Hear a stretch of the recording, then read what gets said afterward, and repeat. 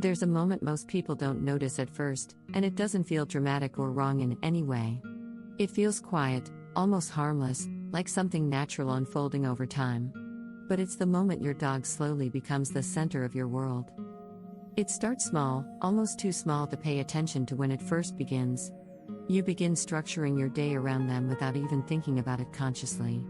Walk times, feeding times, small check-ins start shaping everything else. Then something shifts in a way that's hard to explain at first. You start looking forward to seeing your dog more than anyone else in your life. Not because you've decided to, but because it simply feels easier. Now pay attention to that feeling, because this is where it deepens. Ease is where this change quietly takes hold without resistance. Your dog becomes the place where nothing feels complicated. There are no expectations placed on you in that space. There are no misunderstandings waiting to happen. There is no emotional risk involved in that connection. And that's what makes it powerful in a way most people don't realize. Your brain begins associating your dog with emotional safety. And once that association forms, it strengthens very quickly. Now here is where most people misunderstand what is happening. This is no longer just love in its simplest form. This is emotional anchoring beginning to take shape. Your dog becomes your constant in a world that keeps changing. The one presence that does not question, shift, or challenge you. And that kind of consistency is extremely rare in human life. So naturally, you begin leaning into it more and more over time. You spend more time there without needing a reason. You invest more emotional energy into that connection.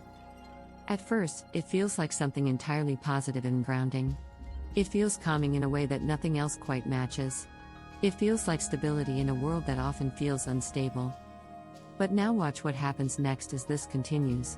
Other connections begin to feel slightly more difficult in comparison. Not worse, just heavier and more demanding than before. Conversations begin to require more effort than they used to. People start feeling less predictable and less certain.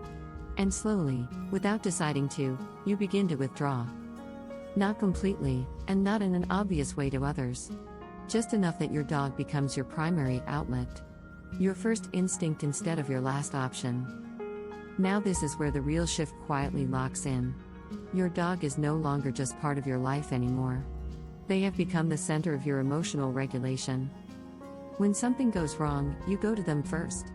When something goes right, you go to them as well. They become where everything in your life gets processed. And your brain reinforces that loop again and again. Comfort leads to your dog, and your dog leads to relief.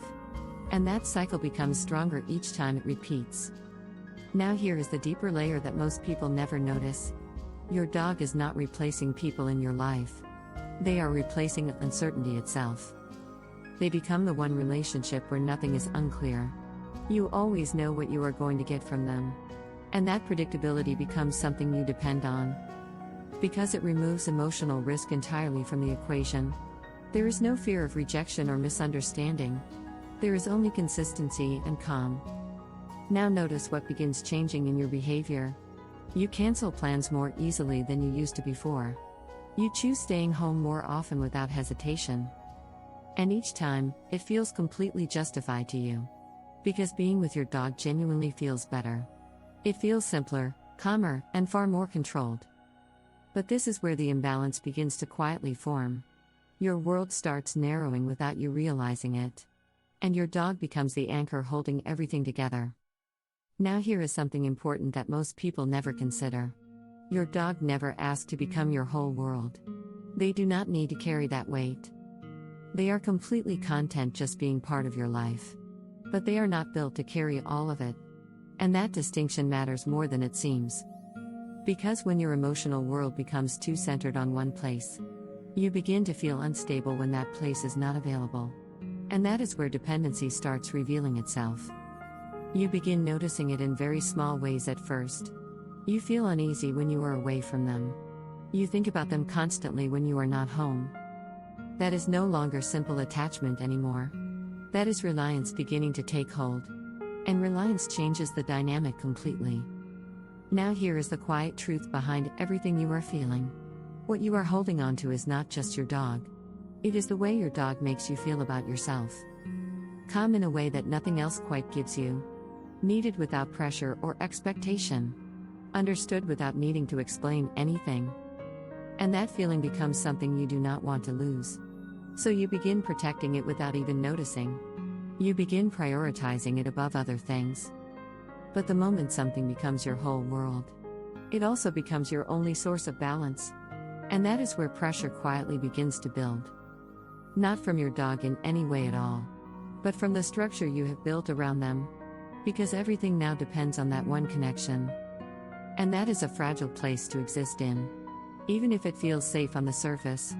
Even if it feels completely right to you. Because real balance never comes from one perfect connection. It comes from multiple stable connections working together, each holding a different part of your world. And your dog was never meant to carry all of that. They were meant to be part of something bigger. Something more balanced and more stable overall. Now think about this for a moment in your own life. If your dog disappeared for just 1 week, what would actually feel like it is missing? Not just their presence in your space, but the structure your day has been built around. The emotional rhythm you have created with them. Because what has been created is more than a bond. It has become a system that your brain depends on. And systems are harder to break than habits. Once that system forms, your brain expects it to stay. It expects that source of comfort to always be available. And when it is not, the imbalance becomes clear. Now this is not about pulling away from your dog. It is about understanding the role they are playing, and whether that role has grown too large.